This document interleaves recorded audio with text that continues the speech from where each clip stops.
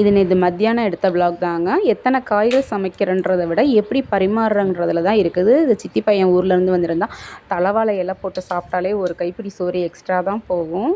அப்புறம் நேற்று ஈவினிங் பார்த்துக்கோங்க, சூப்பராக விளக்கெலாம் ஏற்றி சிறப்பாக அந்த சித்திரை வந்து சாமி கும்பிட்டாச்சு. விஷுவா வஷுவை வந்து அழகாக அழைச்சி சாமி கும்பிட்டோம் பார்த்துக்கோங்க. சாமிக்கு நைவேத்தியமாக நான் என்ன வச்சுருக்கேன்னா பால் பாயசம் தாங்க வச்சேன். பூ விளக்கு இருக்கிற பூ வச்சு நிறைவாக ஒரு வழிபாடு.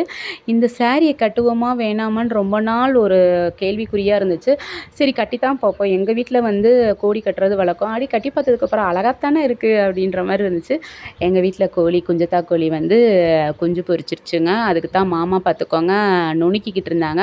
ஃபஸ்ட் டைம் பார்த்துக்கோங்க அவர் நல்லா மிக்சியில் போட்டு பவுடராக ஆக்கிட்டார் கூழுக்கின்றது மாதிரி. நான் தான் அந்த ஐடியா கொடுத்தேன், மாமா இந்த மாதிரி கல் இருக்கு இல்லையா, இதை வச்சு அம்மியில் நுணுக்குங்க அப்படின்னு. எங்கள் வீட்டில் எங்கள் அப்பா வந்து அம்மிக்கல் இருக்கு இல்லையா, அதில் தான் நுணுக்கி போடுவாங்க. ஏன்னா அது வந்து முழுசாக இருக்கிறது வந்து ஒன்றும் பாதியமாக உடையிறப்போ அந்த குஞ்சத்தா கோழிகள் வந்து சாப்பிட்றப்போ ரொம்ப ஏதுவாக இருக்கும் பார்த்துக்கோங்க. எனக்கு நாட்டுக்கோழி இருக்கிறதுனால எங்கள் வீட்டில் அந்த எப்படி சொல்கிறதுனா, நாட்டுக்கோழியை அடித்து சாப்பிட்றப்போ வந்து அது ஒரு திருப்தி. எந்த ஒரு கலப்படமும் இல்லாமல் நம்ம வீட்டிலையே வந்து வளர்ந்து நம்ம கண் முன்னாடியே வளர்றத சாப்பிட்றப்போ ஒரு